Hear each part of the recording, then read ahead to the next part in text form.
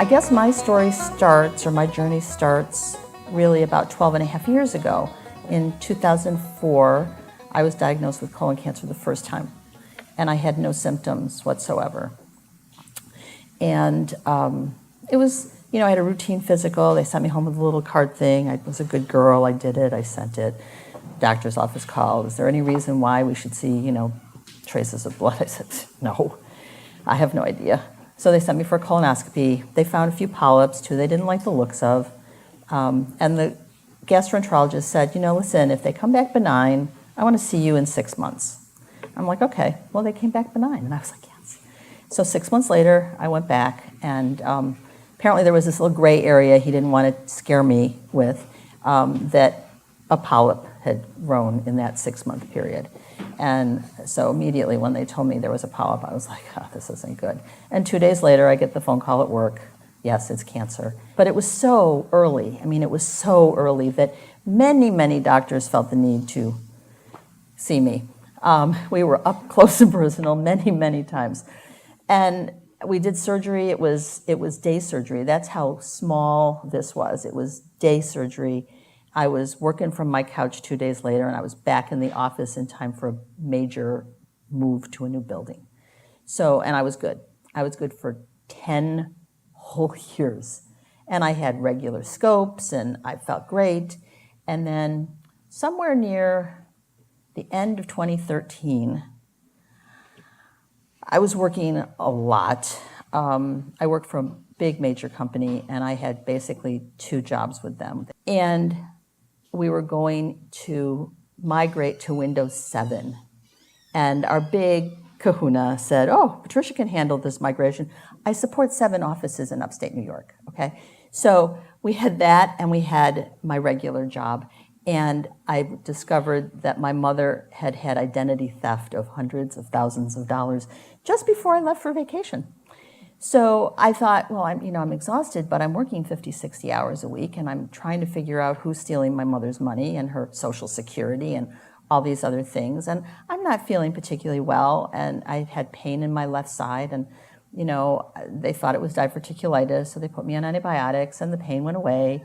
And then the pain came back after vacation, and they put me on antibiotics again, and the pain didn't really go away. But again, I was exhausted, but I thought 50, 60 hours and my mother was exhausting. And so, so somewhere near the end of the year, around Christmas time, besides the pain in my side, there were other things. And I'm in the shower, and I'm thinking to myself, you had cancer the first time, and you had no symptoms. And now you've got at least 3. This is not good. So as soon as the new year came and our new insurance was in place, I called my doctor and I said, listen, we cannot wait until May for my annual colonoscopy. There's something dramatically wrong with me. And they got me, right in. And, unfortunately, this was the moment I didn't want to be right. I not only was the mass in my colon so big, and he didn't tell me this till after the surgery, but they couldn't even do a small scope to do the whole colonoscopy. So he immediately, there was no stopping and collecting $200. He immediately from my colonoscopy sent me for a CAT scan. And you know how you're not supposed to sign anything because you're drug-induced from your colonoscopy? I'm signing for the CAT scan, and they're telling, and I also have anesthesia problems, so I vomit after these things. And, they want you to drink that god-awful stuff. And I'm like, this isn't going to be pretty. And it wasn't.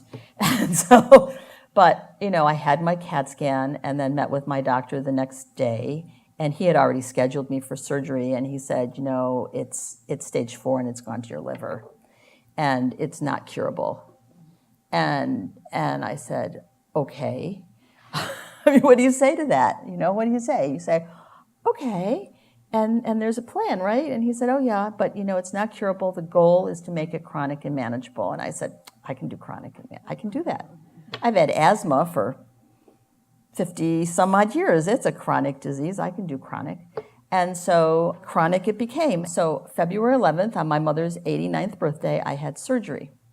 And she was having some memory issues. We hadn't quite diagnosed yet that she had Alzheimer's yet. So I call her on the phone and I tell her I'm going to be in meetings all day. I didn't want to miss her birthday. I didn't want to tell her I was having surgery because that just was more than I could handle. And, and then the journey begins. And March, I started chemo. In March, we discovered my mother had Alzheimer's. And I started getting things like her long-term care insurance reinstated that she had stopped paying. Yeah. So we reinstated her long-term care. I looked for a place to put her so that she could be taken care of. I'm an only child. There's only so many things one can do in a day or a week. And I moved her to assisted living. My dog dies. And yeah, this has been 2014 was like the year from hell, okay? I mean, it truly was the year from hell. And she had no idea she was moving. A good friend took her for the day and then brought her there. And she loved it there. She loved it there. Now, you have to understand, my mother was really something else. And she taught aerobics till she was 85 years old. She was there 4 whole weeks, aspirated, got pneumonia, and died. My family was kind of eccentric, and my dad, when I was born, was the ambassador to Ireland for Argentina, and so we lived in Ireland first, and my grandmother came and stayed there, and something she liked that my mother had, my grandfather bought for her. So there was duplications of things you can't even fathom in your mind. So I had an estate sale, I had an auction, I had all sorts of stuff, and my goal, because I'm very goal-oriented, my goal was to have everything done and the house on the market before my annual October vacation. And I would get the phone call, and I would hear, "Where are you?" "I'm at my mother's." "Are you not on chemo? Get home." And I would do this. I mean, because what else, I'm working full time. During chemo, I have my laptop and my 2 monitors, and I'm working away. Because what do you do for 4 hours while you're on Full Fox, right? So I was on Full Fox for a whole year, and then it stopped working. And then they put me on Full Fury, which was worthless because that didn't work at all. I was on that for 5 months, and I got probably the worst CAT scan at that point was on Full Fury. And I had met Suzanne, this is going back, when I got re-diagnosed with colon cancer in 2014, I was reading Cure magazine, and I read Suzanne's article, and at that point, she had had the same cancer as me, and she'd been alive for 16 years. And I was like, oh, I need to find this woman. So I looked to see if she was on Facebook, and lo and behold, she was. And so I private messaged her, and I introduced myself, and I said, this is what I have. And in a nanosecond, there was a response with a cell phone number, and I called her on the phone. So 2.5 years ago, she and I became friends and never met until this weekend. Wow. But I know. It's just been remarkable. I mean, she's like a godsend to me. So I get this crappy CAT scan in August after my mother has passed. And I came before I met with my doctor because at that point that was happening. You got them electronically and it showed up on a weekend and I'm reading it going, and so I send it to Suzanne and I say, okay, now what do I do? What do I do? And she, again, in a nanosecond, responds with, first, you don't panic, and you live in New York, right? And she says, well, then this is the man you need to meet. She said, and I will write him an email first thing, because this was a Sunday, I will write him an email first thing tomorrow morning, introduce him to you. And that was my best friend ever in the world, Raj Pine. And he is an interventional radiologist in Rochester. And truly the sweetest man I have ever met. And she also sent me his YouTube video from the 2013 seminar that he did on Y90, which I truly watched at least a dozen times that weekend. I could have done that procedure myself. I had seen it so many times.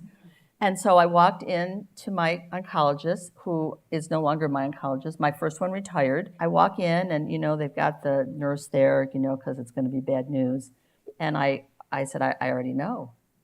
And this is what I want. And, because he's listing all these other things, and nowhere in my list of things was Y90, nowhere in that list. And I said, but what about Y90? And he's like, oh, you did your homework. And I'm like, well, yeah, this is my life. Yeah. And yeah, I did my homework. And then he lists all the things that these drugs will do and the side effects and blah, blah, blah. And then he says, and what do you want? And I said, well, I want Y90, because why would I want this? Why would I want a trial when I know this has worked? why do I want acne now if this works, okay? So we did Y90, and that's when I met Raj, and truly he and I have become friends. He now reads all my scans, all of them, because we had a bad reading after Y90, and they wanted to totally change everything. But I changed oncologists. I now have a great oncologist, and Y90 killed about 99% of the tumors that I had. However, there were these little microscopic ones that didn't see. So that's what we're working on now. I was on Xeloda. Xeloda knocked me for a loop. The other drugs, really, I had very few side effects. If I didn't eat enough before I took it, I would wake up nauseous. And I was really, my daughter thought I was more like a zombie. I have a 40-year-old daughter and 2 beautiful grandchildren and a wonderful son-in-law, but they live 6.5 hours away, so she doesn't see me very often. But she thought I was like a zombie on Xeloda. And Xeloda really wasn't doing it for me either. And I was on Avastin with Xeloda, but it really, again, it's 5-FU. And 5-FU stopped working for me before, okay? So anyway, so then they put me on Erbitux, which I discovered I'm allergic to. And then they put me on the one I can never pronounce, yeah, I'm on that now. And that seems to be doing a really great job. And I have the only side effects that I've had on that one are, well, I had the lovely acne/rash, which started just before we came. And my doctor said, "Ooh, that's impressive," and put me on an oral antibiotic. And now it's kind of gone. But I had a coworker who thought I'd fallen face first in poison ivy. It was really bad. But like as I told him, I was hoping for acne because I didn't have it as a teenager. So let's experience it now, right? I was hoping for that. He looks at me like I'm insane. But if you can't laugh, you just want to slit your wrists if you can't laugh. I walk into chemo and I go, yes, it's a chemo day.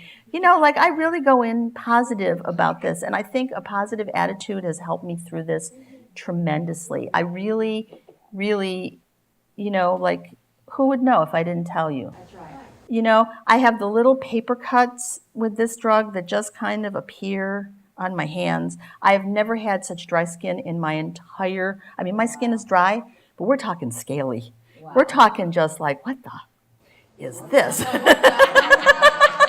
Okay, how, who has their breast peel? Seriously. It's so freaking dry. There isn't a lotion on this earth that has worked well,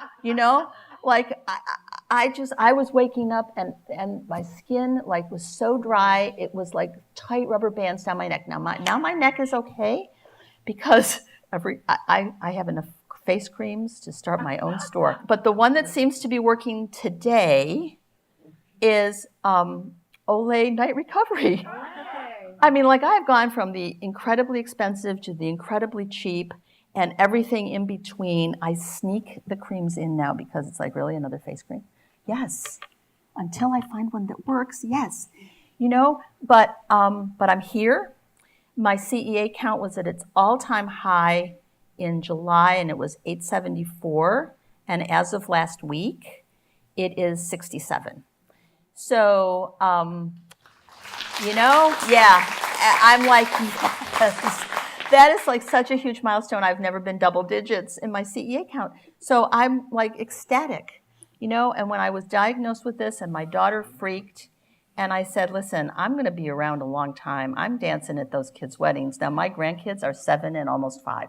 So I have to be around a long, long time.